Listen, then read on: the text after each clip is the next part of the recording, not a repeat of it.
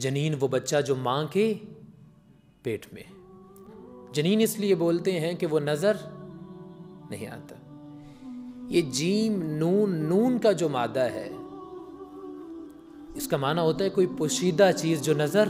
نہیں آتی۔ جیسے جن ہیں، جنات ہمیں نظر نہیں آتے، جس طرح جنت ہے کہ جس کو ڈھانپ لیا ہے سبزے نے، وہ چاہے درختوں کی شکل میں ہو یا پودوں کی شکل میں ہو،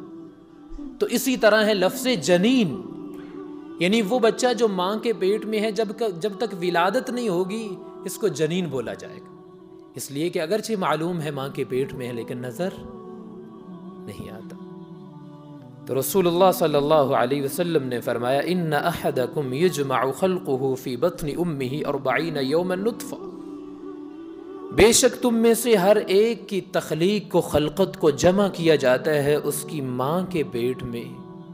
40 یوما نطفہ، 40 دن تک نطفے کی شکل، جیسا کہ سورہ حج میں اللہ سبحانہ وتعالی نے فرمایا یا ایھا الناس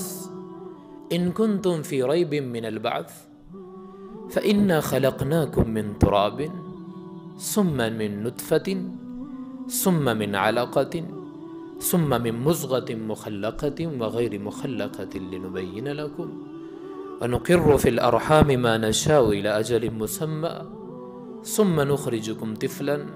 ثم لتبلغوا أشدكم ومنكم من يتوفى ومنكم من يرد إلى أرذل العمر لكي لا يعلم بعد علم شيئا۔ اے لوگو، اگر بعد سے بعد الموت کے بارے میں تمہیں شک ہے تو اپنی تخلیق پہ ہی غور کر لو۔ تمہیں معلوم ہونا چاہیے کہ بلا شبہ اللہ سبحانہ وتعالی نے تمہیں مٹی سے پیدا کیا، پھر ایک سٹیج آئی کہ تم نطفے کی شکل میں تھے، پھر ایک سٹیج آئی کہ تم علقہ کی شکل میں تھے، پھر ایک سٹیج آئی کہ تم مضغہ کی شکل میں تھے، اور مضغہ کی بھی 2 سٹیجیں ہیں، مخلقہ اور غیر مخلقہ۔ وَنُقِرُّ فِي الْأَرْحَامِ مَا نَشَاءُ إِلَىٰ أَجَلٍ مُّسَمًّى، اور پھر جب تک اللہ نے چاہا تمہیں ٹھہرائے رکھا رحم مادر میں، ثُمَّ نُخْرِجُكُمْ طِفْلًا، پھر تمہیں بچے کی صورت میں نکالا۔ وَمِنْكُمْ مَن ثُمَّ لِتَبْلُغُوا أَشُدَّكُمْ، اور پھر تم اپنی پوری قوت کو پہنچے، پوری جوانی کو پہنچے، اور بعض تم میں سے ہے جو پہلے انتقال کر گئے۔ وَمِنْكُمْ مَن يُرَدُّ إِلَىٰ أَرْذَلِ الْعُمُرِ لِكَيْ لَا يَعْلَمَ مِن بَعْدِ عِلْمٍ شَيْئًا، اور تم میں سے کچھ نکارہ ترین عمر کی طرف لوٹا دیے گئے کہ جہاں پہ سب کچھ جاننے کے بعد بھی انسان کچھ نہیں جانتا۔ بہت زیادہ بڑھاپے کی عمر کی طرف اشارہ ہے، جس کو ارذل العمر فرمایا گیا ہے قرآن مجید، کہ جہاں سب کچھ لکھا پڑا جو ہے وہ ختم ہو جاتا ہے، سب کچھ جاننے کے بعد بھی لِكَيْ لَا يَعْلَمُ مِن بَعْدِ عِلْمٍ شَيْئًا، سب کچھ جاننے کے بعد بھی انسان کچھ نہیں جانتا۔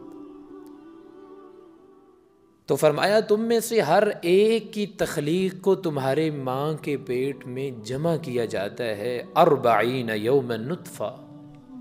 40 دن تک نطفے کی شکل، ثم یکون علقہ مثل ذلک، اور پھر وہ ہو جاتا ہے علقہ اتنی ہی مدت کے لیے، یعنی 40 دن تک نطفہ تھا اور اب 40 دن علقہ، ثم یکون مضغہ من مثل ذلک، اور پھر وہ ہو جاتا ہے مضغے کی شکل میں اتنی ہی مدت کے لیے، یعنی 40 دن تک کے لیے۔ یہ 3 الفاظ جو حدیث مبارکہ میں آئے ہیں، ان کا بار بار ذکر قرآن مجید میں بھی آتا ہے، جیسا کہ سورہ مؤمنون میں اللہ سبحانہ وتعالی فرماتے ہیں وَلَقَدْ خَلَقْنَا الْإِنسَانَ مِنْ صُلَالَةٍ مِّن طِينٍ، اور تحقیق ہم نے انسان کو مٹی کے جوہر سے بنایا ہے، گارے کے خلاصے سے اللہ سبحانہ وتعالی نے انسان کی تخلیق فرمائی۔ تو پہلا انسان جو بنا کس سے بنا؟ مٹی سے۔ اور ہم جو پیدا ہو رہے ہیں تو ظاہر بات ہے رحم مادر میں ہماری تخلیق ہوتی ہے،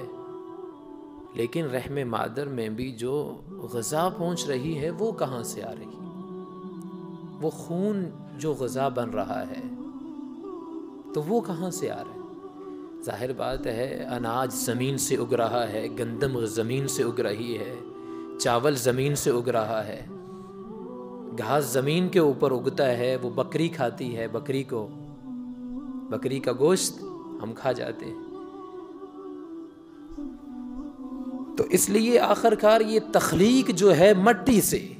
وَلَقَدْ خَلَقْنَا الْإِنسَانَ مِنْ صُلَالَةٍ مِّن طِينٍ، اور بلا شبہ ہم نے انسان کو گارے کے خلاصے سے پیدا فرمایا، ثُمَّ جَعَلْنَاهُ نُطْفَةً فِي قَرَارٍ مَّكِينٍ، اور پھر ہم نے اسے ایک نطفے کی شکل دی اور اسے ٹھہرا دیا ایک مقام پر، ایک مضبوط جگہ پہ۔ ثم خلقنا النطفة علقة، ہم نے نطفے کی تخلیق کرتے ہوئے اس کو علقہ کی شکل میں بنا دیا۔ فخلقنا العلقة مضغة، اور پھر ہم نے علقہ کو شکل دی مضغہ کی۔ فخلقنا المضغة عظاما،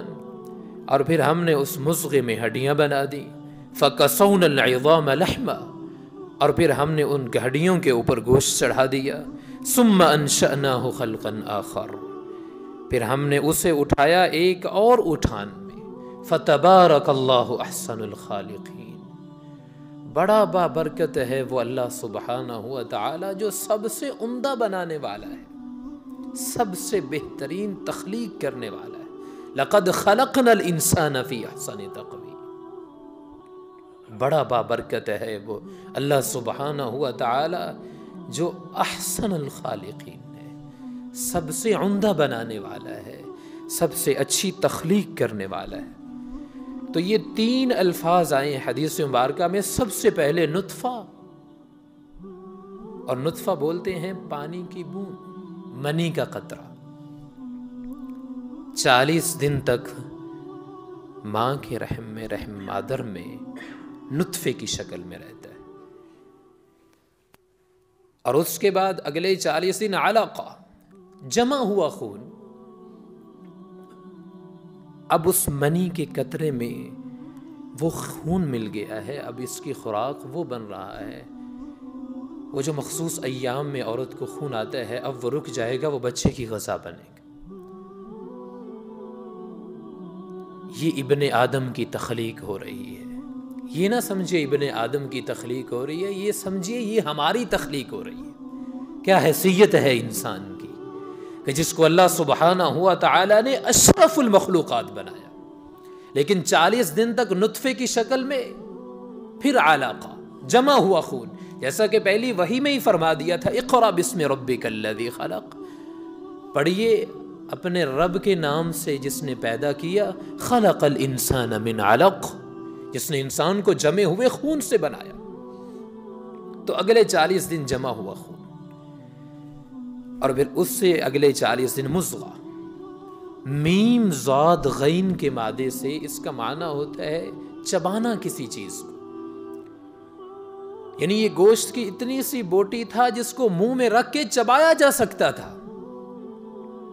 بعض دفعہ کچا گوشت جب آپ اپنے دانتوں کے نیچے رکھتے ہیں تو دانتوں کے نشان اس کے اوپر پڑ جاتے ہیں، لیکن وہ کٹتا نہیں،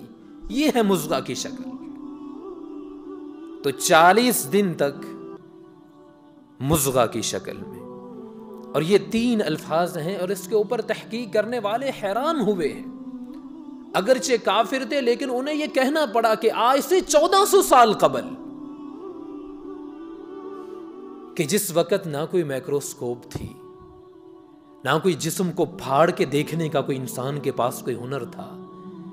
طب کی ابھی ابتدا ہے، اور علم جنین کے بارے میں ایسا صحیح اندازہ جو قرآن و حدیث نے پیش کیا ہے، یہ حیران کن ہے۔ فتبارک اللہ احسن الخالقین، لقد خلقنا الانسان فی احسن تقویم۔ تو فرمایا 40 دن تک نطفے کی شکل میں، اس سے اگلے 40 دن علقہ، اور اس سے اگلے 40 دن مضغہ، اور جب 120 دن گزر جاتے ہیں، 4 مہینے گزر جاتے ہیں، تو حضور صلی اللہ علیہ وسلم نے فرمایا ثم یرسل اللہ الیہ الملک، اب اللہ سبحانہ ہوا تعالی اس کی طرف ایک فرشتے کو بھیجتے ہیں۔ فَيُنْفَخُ فِيهِ الرُّوحُ، اور وہ اس میں آ کے روح کو پھونک دیتا ہے۔ بے جان تو یہ نطفہ بھی نہیں تھا، جیسا کہ سورہ دہر میں فرمایا گیا اِنَّا خَلَقْنَا الْإِنسَانَ مِن نُطْفَةٍ أَمْشَاجٍ، کہ بلا شبہ اللہ سبحانہ و تعالی نے انسان کی تخلیق کی ہے مخلوط نطفے سے، ملا جلا، یعنی مرد اور عورت کے پانی کو ملایا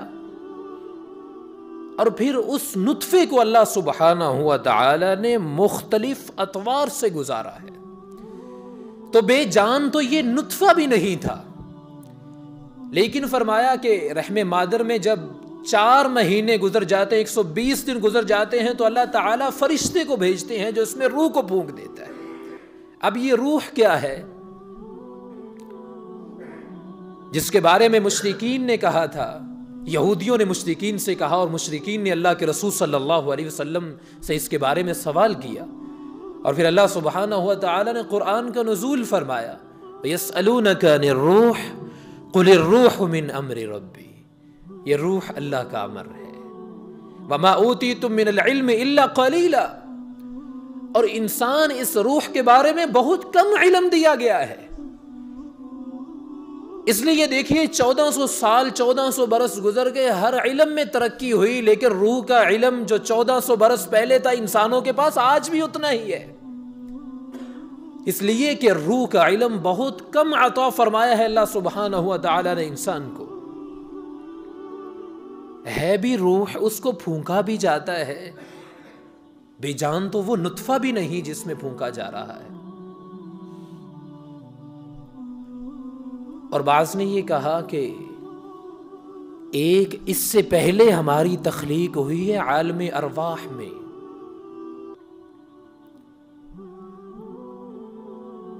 جیسا کہ صحیح احادیث میں بھی ذکر ہے، خود رسول اللہ صلی اللہ علیہ وسلم نے فرمایا کہ میدان عرفات کے قریب نعمان نامی جگہ ہے جہاں پہ اللہ سبحانہ و تعالی نے سیدنا آدم علیہ السلام کی پشت سے اس کی ساری اولاد کو نکالا، ان کی روحوں کو جمع کیا اور اپنے سامنے پھیلا دیا۔ اور سورہ اعراف میں جس کا پھر اللہ سبحانہ و تعالی نے ذکر بھی کیا وَإِذْ أَخَذَ رَبُّكَ مِن بَنِي آدَمَ مِن ظُهُورِهِمْ ذُرِّيَّتَهُمْ وَأَشْهَدَهُمْ عَلَىٰ أَنفُسِهِمْ أَلَسْتُ بِرَبِّكُمْ قَالُوا بَلَىٰ شَهِدْنَا۔ اور اے نبی صلی اللہ علیہ وسلم یاد کرو کہ جب آپ کے رب نے بنی آدم کی پشتوں سے اس کی اولاد کو نکالا اور ان کی جانوں کے اوپر انہیں گواہ بنایا، اور اس وقت پوچھا تھا أَلَسْتُ بِرَبِّكُمْ، کہ میں تمہارا رب نہیں؟ قالوا بلا، سب نے گواہی دی، کیوں نہیں ہے اللہ سبحانہ و تعالی شہیدنا، ہم گواہی دیتے ہیں کہ تو ہی ہمارا خالق ہے، تو ہی ہمارا مالک ہے، تو ہی ہمارا رازق ہے، اور ہم تیری ہی بندگی اور پوجا کریں گے۔ تو یہاں سے بعض نے کہا کہ عالم ارواح میں پھر اللہ سبحانہ و تعالی نے روحوں کو ایک مقام پہ محفوظ کر دیا۔ اب جو بچہ ماں کے پیٹ میں 120 دن 4 ماہ کا ہو جاتا ہے تو وہاں سے لا کے فرشتہ اس کی روح کو پھونک دیتا ہے، لیکن وَمَا أُوتِيتُم مِّنَ الْعِلْمِ إِلَّا قَلِيلًا وَيَسْأَلُونَكَ عَنِ الرُّوحِ قُلِ الرُّوحُ مِنْ أَمْرِ رَبِّهِ وَمَا أُوتِيتُم مِّنَ الْعِلْمِ إِلَّا قَلِيلًا۔ اس کا اصل علم اللہ سبحانہ و تعالیٰ کے پاس ہے، واللہ تعالی اعلم۔ فرشتہ روح کو لے کے آتا ہے، کہاں سے لے کے آتا ہے یہ صرف اللہ سبحانہ و تعالیٰ ہی جانتے ہیں۔